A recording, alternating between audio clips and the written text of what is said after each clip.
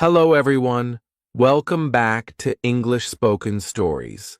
I'm Natasha, your host for today. If you're new here, I'd like to let you know that we upload a new English learning video every single day to help you improve your English faster and more naturally. In today's lesson, we're going to explore something extremely useful. 50 of the most common English phrases that you can use in everyday conversations. These are the kinds of phrases native speakers use all the time. They're short, simple, and practical. And once you know them, your speaking will instantly sound more natural and fluent. Not only will this help improve your English listening and speaking skills, but it will also help you express yourself more confidently in different situations.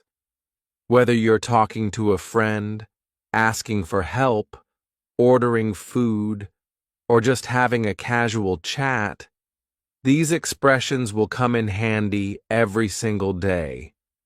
We'll go through real-life conversational examples so you can hear how these phrases are used naturally and learn to apply them in your own daily speaking.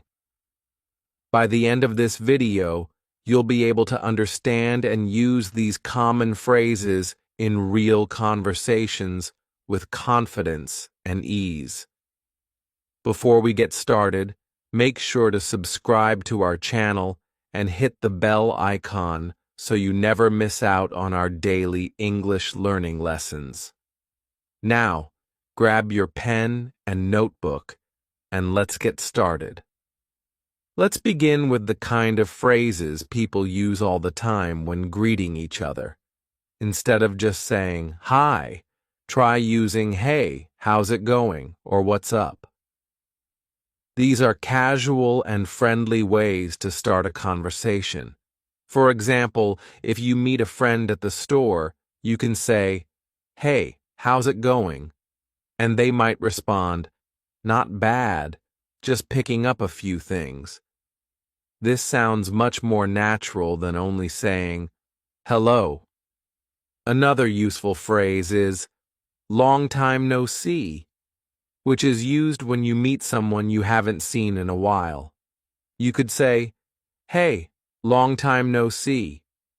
How have you been?" Try practicing this. Imagine you see an old classmate. You say, "Hey, long time no see," and they reply, "Yeah, it's been a while. I've been busy with work." Now let's look at phrases for asking someone how they are, apart from "How are you?" which is very basic. Try using "How are things?" or "How's everything?" These are more relaxed and friendly. You can say, "How's everything going at work?" or "How are things with your family?" Practicing these questions with different topics helps you get comfortable using them. For instance, think of a friend who recently started a new job. Ask out loud, "How's everything going with your new job?" Then imagine their reply, "It's going well. Thanks for asking." Next, when you want to agree with someone, there are many natural ways to do it. You can say "exactly" or "that's so true," instead of just saying "yes." For example, if someone says learning English takes time, you could respond with "exactly. It's a step-by-step process." Or if someone mentions, "It's been really hot lately," you can reply, "That's so true. I've been using the fan non-stop." Practice this kind of agreement. Think of a simple opinion like, "I think weekends are too short." Now, respond with "totally."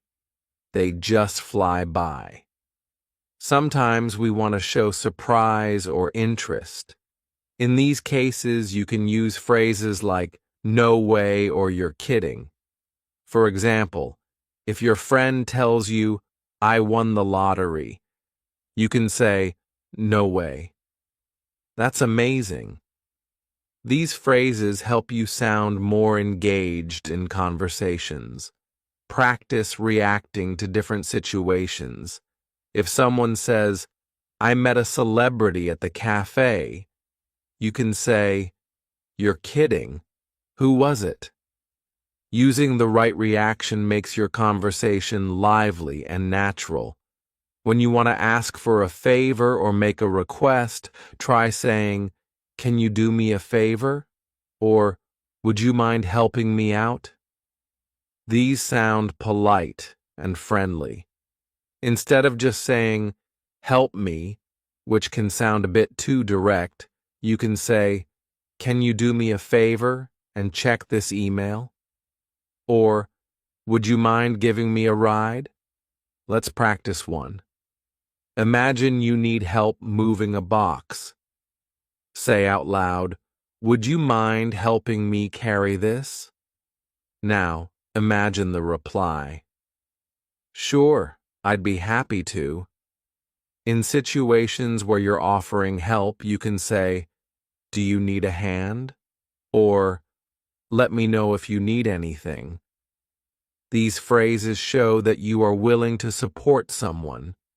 For example, if your friend is cleaning up after a party, you can say, "Do you need a hand with the dishes?" Or if someone looks stressed, just say, "Let me know if you need anything." Practice this by thinking of different ways to offer help. Imagine you see a friend carrying books. Say, "Do you need a hand with those?" When you're talking about plans, a very common phrase is, "I'm down for that," which means you agree with the plan. If your friend says, "Let's go to the beach tomorrow," you can say, "I'm down for that." It's casual and sounds very natural. Another similar phrase is, "Sounds good." So if someone says, "Let's meet at 5," you can reply, "Sounds good." These are simple but important for confirming plans in daily life. Practice with this. Imagine someone says, "Want to grab coffee later?" You respond, "Sounds good. I'll text you when I'm free." Let's also talk about phrases for ending conversations politely. Instead of just saying goodbye, you can say, "I'll catch you later," or "Talk to you soon." These make the conversation feel warm and friendly. For example, after a chat, you can say, "It was great talking to you. I'll catch you later. Try this now." Think of the last person you spoke to. Imagine ending the conversation with "Talk to you soon." Take care. In many conversations, people often say things like, "You know what I mean," or "right" at the end of a sentence. These phrases help keep the listener involved. For example, you might say, "It's really hard to stay focused these days. You know what I mean?" Or, "That movie was really slow, right?" Practice this by adding these small phrases at the end of your thoughts. Take this sentence, "This weather makes me sleepy." Now add, "You know what I mean?" and say it out loud. Let's pause here for a quick recap in the form of practice. Imagine you're meeting a friend after a long time. You might say, "Hey, long time no see. How's everything going?" They might reply, "Pretty good. Just been working a lot." You nod and say, "Yeah, same here. Work's been nonstop. Totally exhausting. You know what I mean?" Then your friend laughs and says, "Exactly. We all need a break." You both smile and say, "Let's catch up again soon." Sounds good. Talk to you later.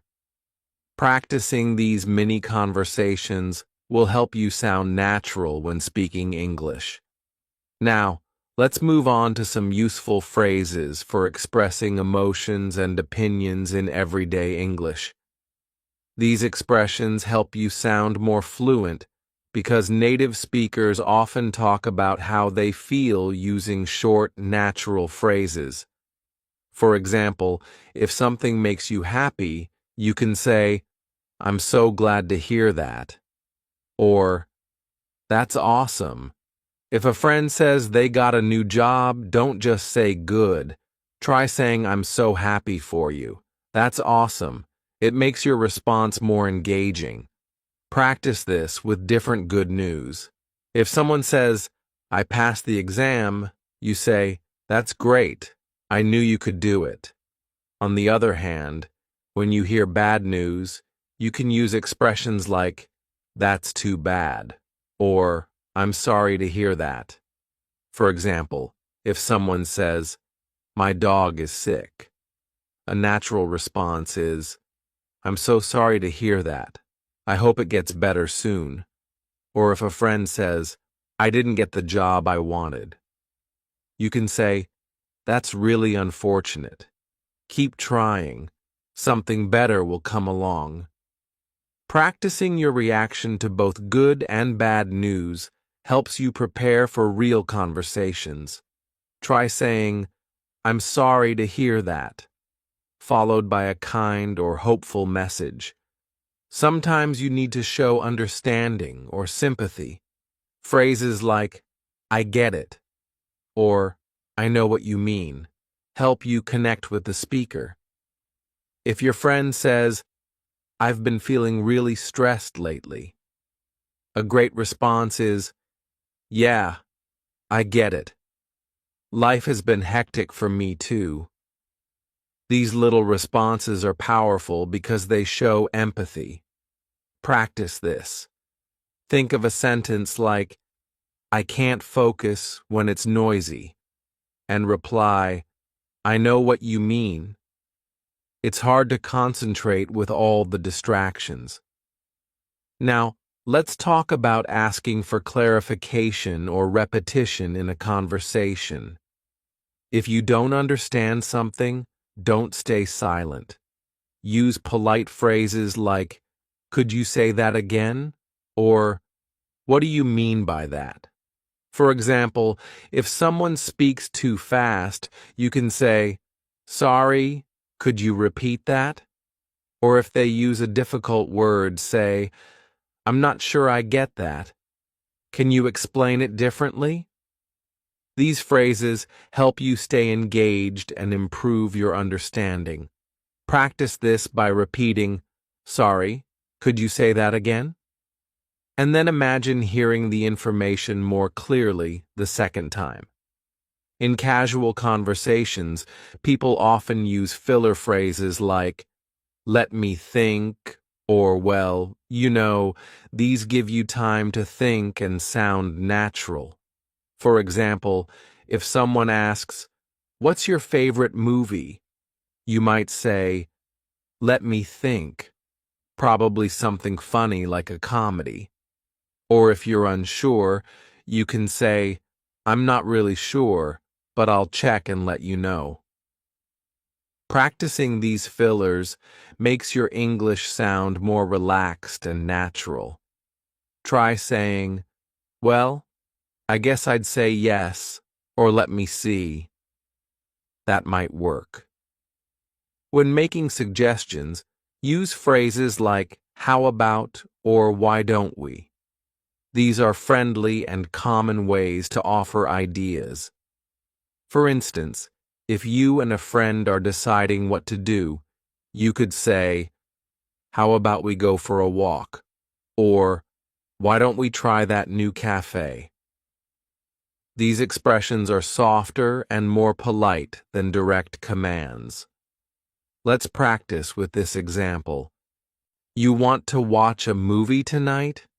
Say, "How about watching something funny tonight?" Now follow with a friend's reply. "That sounds perfect." Sometimes in conversation, you'll need to change the topic smoothly. Useful phrases include, "by the way," or "speaking of that." For example, you might say, "By the way, did you hear about the new store opening?" Or speaking of movies, Have you seen the latest one with that famous actor? These little phrases help you shift topics without sounding awkward. Try practicing. Imagine you're talking about lunch and then say, "By the way, how's your brother doing?" Now, let's explore polite ways of disagreeing. In English, it's important to disagree respectfully. Instead of saying you're wrong, say I see your point, but, or I'm not sure I agree with that. For example, if someone says online learning is always better, you could say, I get where you're coming from, but I think it depends on the person. Practicing polite disagreement helps you sound respectful in discussions. Try this. I see your point, but I'd look at it a little differently. When something unexpected happens, people often say phrases like, "That's crazy," or "I can't believe it." These expressions show surprise or amazement. If someone tells you a wild story, you can respond with, "No way, that's insane." For example, "I saw a bear near the lake." And you say, "You're kidding, that's crazy." Try practicing your reactions to amazing stories. It will help you sound more engaged. Imagine someone says, "I traveled to 5 countries last year." You reply, "Wow, that's amazing. I wish I could do that." Sometimes you want to give reassurance. Common phrases include, "Don't worry about it," or "It's not a big deal." These are used when someone makes a mistake or feels embarrassed. For instance, if someone spills coffee and apologizes, you say, "Don't worry about it. It happens." These phrases help calm the situation. Practice this by imagining someone says, "I forgot to call you back." You reply, "No problem at all. I know you're busy." Let's take a moment to combine some of the phrases we've covered so far in a practice conversation. Imagine you meet a friend at a cafe. You say, "Hey, what's up?" They reply, "Not much. Just needed a break." You respond, "Yeah, I get it. Work's been really stressful lately. You know what I mean?" Your friend nods and says, "Exactly. I've been looking for something fun to do." You suggest, "How about we go to that new art exhibit this weekend?" Your friend replies, "Sounds good. Let's do it." You finish with, "Cool. I'll text you the details later. Talk to you soon." This kind of back and forth builds your conversational skills. Try practicing the same conversation with small changes. Replace the topic or the emotion and use the same structure. For example, instead of an art exhibit, talk about going to a park. The goal is to keep using the phrases in natural ways. The more you practice them in realistic situations, the more automatic and fluent your speaking will become. Now, let's practice with a short exercise you can do out loud. I'll say a situation, and you can respond with the right phrase. Ready? Situation 1. Your friend tells you they got a promotion at work. How would you respond? Try saying, "That's awesome. I'm so happy for you." Situation 2. You didn't hear what someone said. Say, "Sorry, could you say that again?" Situation 3. A friend wants to go out tonight. Say, "Sounds good. What time should we meet?" Situation 4. You need a small favor. Say, "Would you mind helping me with this report?" Situation 5. A friend says they're feeling down. Try responding with, "I get it. I've been there too. These practice exercises are simple but powerful. Repeating them out loud helps build confidence, and it trains your brain to respond naturally in real conversations. The secret to fluency is not just learning the phrases, but using them often, even when you're alone. Talk to yourself, practice in front of the mirror, or speak with a friend. These phrases will become part of your daily speech in no time.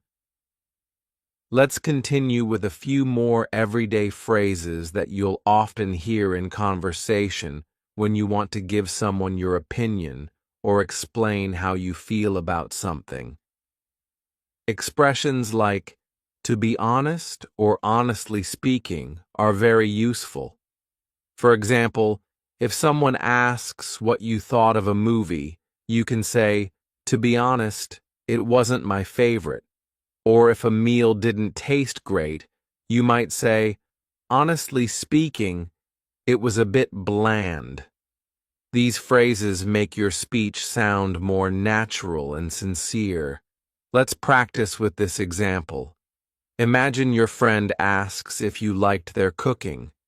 You can say, to be honest, it was okay, but I think it needed a bit more salt. Now, in situations where you need to express your plans or intentions, you can use phrases like, I'm planning to, or I'm thinking of. For example, I'm planning to start exercising more this month, or I'm thinking of traveling next summer. These expressions are great for everyday conversations about the future. Practice them like this. I'm thinking of learning a new language, or I'm planning to watch that new series everyone's talking about. These are easy to use and make your speech flow more like a native speaker. In daily life, we often make offers or requests. Some polite ways to offer help include, do you want me to? Or, would you like me to?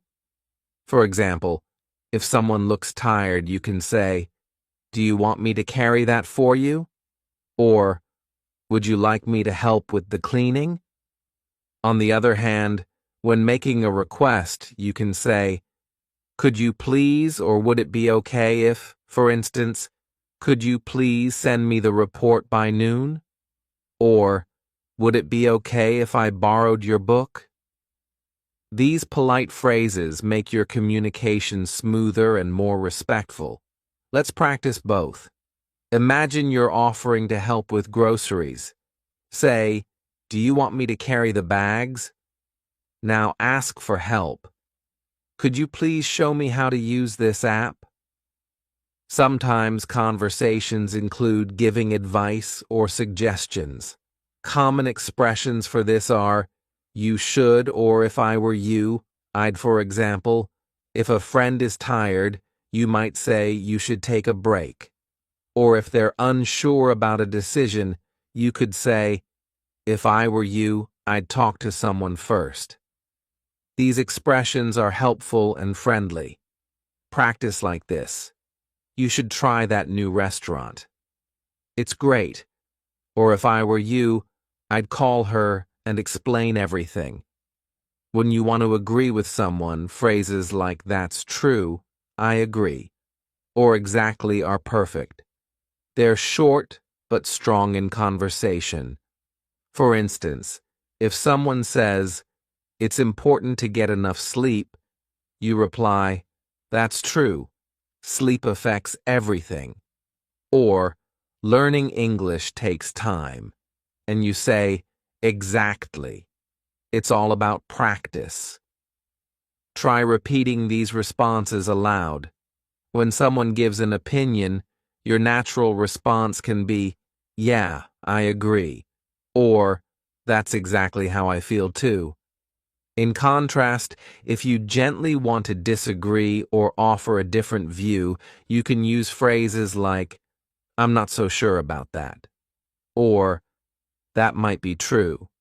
But for example, I think everyone should wake up early. And you respond, that might be true. but not everyone is a morning person. Practice with this scenario. A friend says, "Fast food is the best," and you say, "I get why you like it, but I prefer home-cooked meals." These responses keep the conversation polite while still expressing your view. Let's also add some casual conversational phrases. These are expressions people use all the time without thinking, and they're important for sounding natural. Phrases like "you know what I mean" or "kind of" or "sort of" are used to check understanding or show uncertainty. For instance, "It was fun, but kind of tiring." Or it's like, when everything just goes wrong. These phrases help your speech sound relaxed. Try practicing like this. It's sort of confusing. You know what I mean? Sometimes in conversation, people want to confirm something. They use expressions like "right" or "isn't it" at the end of the sentence. For example, "It's a beautiful day, isn't it?" Or "You're coming to the party, right?" These tags are small but very common. Try using them with any sentence. Say, "You finished the report, right?" Or "This restaurant is great, isn't it?" When you are busy or in a rush, there are phrases you can use to politely excuse yourself. For example, "I've got to run," or "I'm in a bit of a hurry." These help you leave a conversation without being rude. Try practicing. "I'd love to chat more, but I've got to run. Let's talk soon." Or, "Sorry, I'm in a bit of a hurry. Can we continue this later?" Another helpful group of phrases includes those for expressing uncertainty. You might say, "I'm not sure," or "let me check and get back to you." These are great for professional and casual use. For example, "Are you free tomorrow?" You can reply, "I'm not sure. Let me check my schedule." Or, "Do you know how to fix this?" And you say, "I'm not sure, but I can find out." These polite ways of handling uncertainty are part of natural English. Now, let's wrap up with a few practice conversations using all the phrases we've covered. Imagine this scene. You're at work. A colleague walks by and says, "Hey, how's your day going?" You respond, "Not bad. A little busy, but I'm managing." You say, "Same here. I've got a lot on my plate." You nod and say, "Yeah, I get it. It's been nonstop lately. By the way, did you finish the report?" Your colleague replies, "Almost. I'll send it by the end of the day." You smile and say, "Perfect. No rush." Now, here's another scene.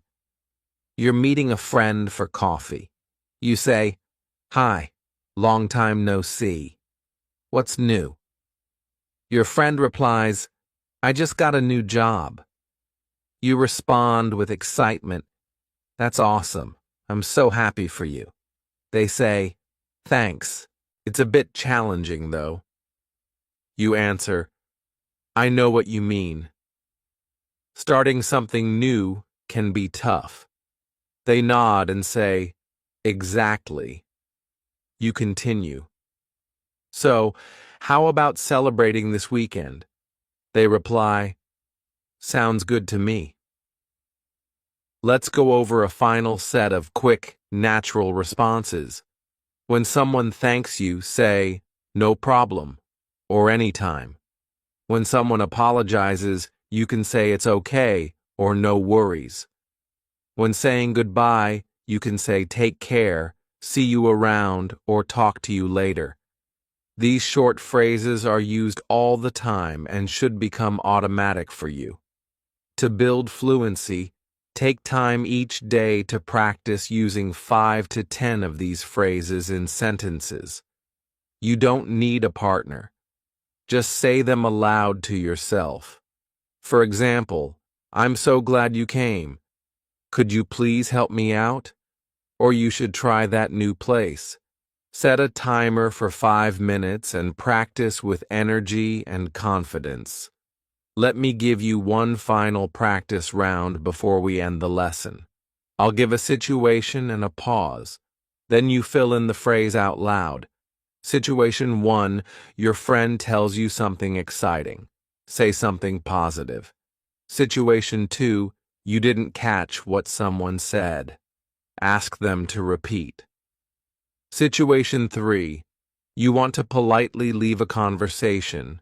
Use a polite excuse. Situation 4, you're unsure about something. Express it nicely. Situation 5, someone says, "Thank you." Respond naturally. Well done. Practicing like this helps you develop a rhythm in your speaking, builds confidence, and makes your English sound real and fluent. Don't just memorize these phrases. Live with them. Use them in your real conversations and let them become part of your daily English. That brings us to the end of today's lesson. I hope you found these 50 common phrases useful and that the practice examples helped you feel more confident using them in everyday conversations. Remember, learning a language isn't just about grammar or vocabulary. It's about being able to connect with others in a natural way. And that comes from real, consistent practice. So take these phrases, speak them out loud, and use them wherever you can at home, at work, or even while thinking to yourself. Thank you so much for watching. If you enjoyed this lesson and want more videos like this, don't forget to subscribe to our channel, English Spoken Stories, and press the bell icon so you never miss a daily English practice episode. I'm Natasha, and I'll see you next time. Until then, keep practicing, keep improving, and take care.